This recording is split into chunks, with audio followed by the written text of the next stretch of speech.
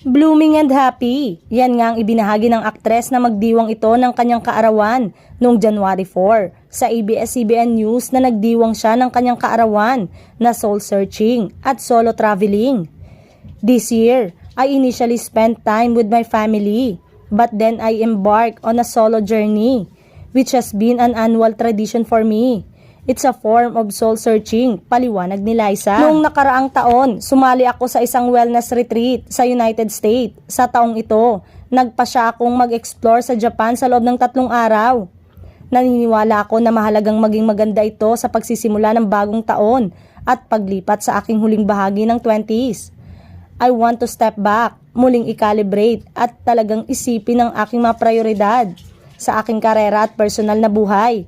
Para magawa yon, kailangan kong alisin ang aking sarili sa aking karaniwang kapaligiran at magkaroon ng bagong pananaw, dagdag niya. Ipinahayag ni Liza Soberano ang kanyang intensyon na mamuhay ng mas may pag-iisip, yakapin at pahalaga ng bawat pagkakataong dumarating. My wish for this year is to welcome more blessing and to truly enjoy every moment. Minsan sa aking pangahagad na magpursige sa aking karera.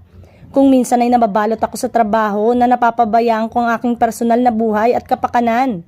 Sa pagkakataong ito, determinado akong ilublob ang aking sarili sa proseso. Sarapin ito at lumingon ng walang pagsisisi. Inaalala ang kasiyasiya at kahangahangang mga proyektong naging bahagi ko, dagdag ng aktres. Ang taong 2024 ay magiging isang taon ng muli para kay Liza.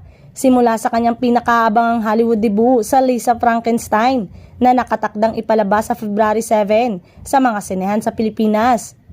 Bilang karagdagan sa kanyang mga gawain sa pag-arte, ipinagmamalaki ni Liza Soberano ang pagtatag ng kanyang sariling production studio. Nagsimula ako ng sarili kong production studio at sa kasalukuyan ay meron akong 7 na project. Ang ilan ay gaganap ako, ang ilan ay ganap akong nasa back-end na paggawa para sa iba pang mga artista. Sa kabila ng kanyang pag-move on mula sa kanyang sikat na ka-love team kasama si Enrique Hill, ipinahayag ni Soberano ang kanyang matinding pasasalamat sa tapat na pagmamahal at suporta ng kanyang mga tagahanga. Nais kong ipaabot ang aking taus-pusong pasasalamat sa lahat ng aking solo fans na sumama sa akin sa panahong ito ng paglipat at sa buong paglalakbay ng pagbuo ng aking karera sa buong mundo.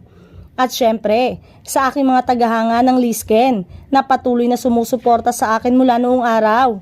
1. Despite the absence of Love Team Project. Your love and support mean everything to me. And I hope to make you proud with my new film and future endeavors.